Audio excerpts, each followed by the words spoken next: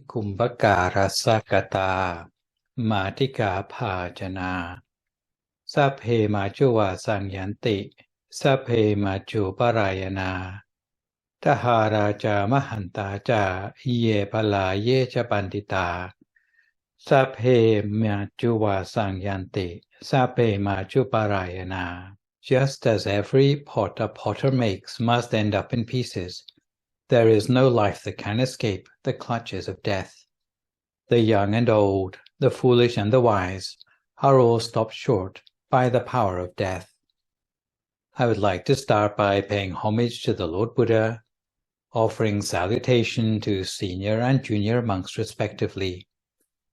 Greetings to all the lay supporters and distinguished guests who have joined us in person and online for the funeral chanting today, especially Boonsak Bokbongkiat, the dutiful sons Nop and Nate, together with fellow pursuers of perfection who have gathered together to remember and dedicate merit for our beloved Dr. Boonsak Bokbongkiat, better known to our community by his nickname Dr. Sai or Pimor, Kalyanamit Boonsak Bokbongkiat, passed away on February 2nd, 2023, age 69. Today being February 4th, 2023, this is the second of 7 days of funeral chanting organized here at the temple. So for those who don't know me already, my name is Phra Nicholas Thanissaro of Dhammakaya International Meditation Center, Azusa. And today I'd like to share a short Dhamma talk on the topic of coping with the loss of a loved one, particularly for the benefit of members of the bereaved family attending today. It is said that grief after the death of a loved one can drain a person and leave them reeling, no matter what sort of relationship they had with the deceased. Received wisdom acknowledges the serious effect grief and sorrow can have for those who live on. Those who don't understand a person's grief may expect them to get over it in 3 days. However, those who are more understanding acknowledge that the sense of loss of a loved one can last much longer and may never go away. It leaves a hole in a person's life, but it is one that a person in their own time may gradually learn to live with and accept. The Buddhist proverb I've highlighted today, which is derived from the Salla or Arrow Sutta in the Sutta Nipāta, teaches us that although the suffering of death and loss are inevitable, the suffering of grief for those left behind is not. Although the sutta I've quoted is famous for quoting the inevitable breaking of any pot, it is not called the Pot Sutta but the Arrow Sutta, because its main message is the positive one, that when we are grieving, we need to draw out the arrow of sorrow from our hearts and minds. In the sutta I mentioned, the Buddha taught that the length of any person's life is unpredictable. Life is difficult and brief, and bound up with suffering. There is no way for those already born to avoid death. Having reached old age, the natural course for a living being is to meet with death, just as a ripe fruit will fall from the tree. Even though in the back of our mind we know what's coming, we still feel unprepared when death comes, because those overtaken by death cannot be prevented by loved ones, family, or even the Buddha himself from passing into the next world. This is the way our world is afflicted by death and decay. Nonetheless, the wise choose not to grieve, having realized the nature of the world fully. If any benefit were to be gained by lamentation, the wise would be the first to cry, but weeping and sorrow prevent calm in the mind and damage our physical health. Neither does grieving help a departed one. Therefore, those who heed the wise words of the Buddha should not indulge in lamentation. Those who seek happiness should withdraw the arrow of sorrow, avoiding lamentation, longing, and grief. With the arrow withdrawn, unattached, they will attain peace of mind, and when all sorrow has been transcended, they will realize nirvana. So that is what the Arrow Sutta teaches us, even though when we know all the theory, sometimes it's still hard to put into practice, especially when it comes to the loss of a dearly beloved parent, husband, or exemplar to the temple community. As for removing the arrow of suffering caused by our grief, ideally we would try to transform the negative energy we're feeling into merits that can help our loved one who has passed away. Sometimes Buddhism is a little short on detail when we try to rationalize away our emotions, and it's customary when we are trying to understand our grief to bear in mind Kubler-Ross's 5 stages of grief, which include in sequence denial, anger, bargaining, depression, and acceptance. Sometimes knowing where we are in the process can help us move more quickly towards successful removal of the arrow of sorrow, which would be the final stage of acceptance. The first stage is that of denial, since grief is an overwhelming emotion. It's not unusual to respond to the strong and often sudden feelings by pretending our loss hasn't happened. An example of the denial stage of the death of a loved one is thinking they've not gone, they'll come around the corner any second. Denying is a kind of defense mechanism that gives you time to more gradually absorb the loss and begin to process it. As you move out of the denial stage, however, the emotions you've been hiding will start to rise. You'll be confronted with a lot of sorrow you've denied. That is also part of the journey of grief, but it can still be difficult. Where denial might be considered a coping mechanism, the second stage of anger has a masking effect. Anger hides much of the emotions and pain that you carry. An example of the anger stage for the death of a loved one is thinking, if they had taken better care of their health, this wouldn't have happened. This anger may even be redirected at other people. Anger may serve to mask itself in feelings like bitterness or resentment. It may not necessarily lead to acting out. Not everyone will experience anger while grieving. Others may get stuck there. As anger subsides, however, you may begin to think more rationally about what's happening and feel the emotions you've been pushing down inside. The third stage is often referred to as bargaining because during grief you may look for ways to regain control or want to feel that you can affect the outcomes of events.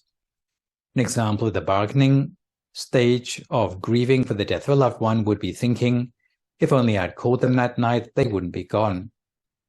In the bargaining stage of grief, you may find yourself caught up with a lot of what if and if only statements. Again, these sorts of thoughts help you temporarily to postpone the sadness, confusion, or hurt. The fourth stage is one of depression, which Buddhism would be more likely to call sorrow proper. Whereas anger and bargaining can feel very active, depression may feel like a quiet stage of grief. An example of the depression stage for the loss of a loved one is where a person morosely keeps obsessing, what am I without them? At this stage, some people need a friend. Others prefer to be alone to help them cope with the loss.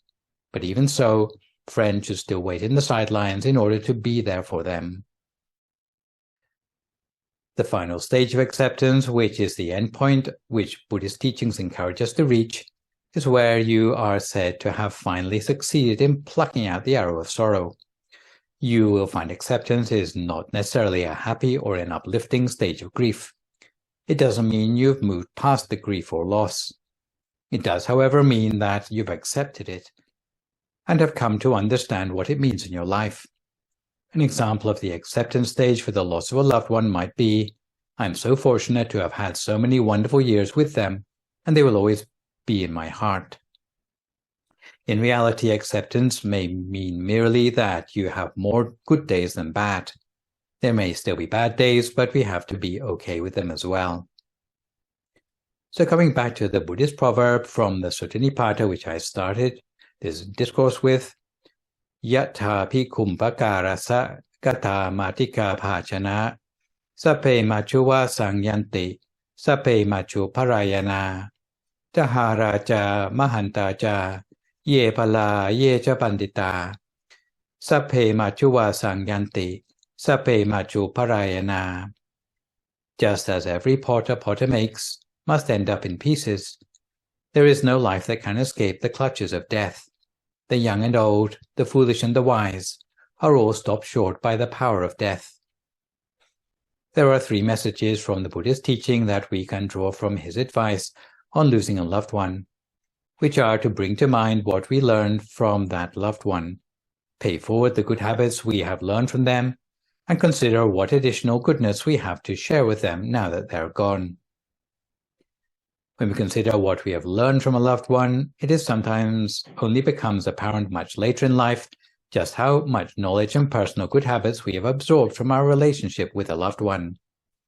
Not simply practical skills, but emotional strength and attitudes, the basis of your fortitude, and indeed some of the foundations of your personality. Although this only underlies our sense of loss, especially when a loved one passes away unexpectedly and unannounced. If we can continue to perpetuate that goodness, it keeps alive the example bequeathed to us by them. As for paying forward the good habits we have learned from them, we should take every opportunity to pass on, apply, and appreciate the talents developed as a result of our time with that loved one while they were still with us.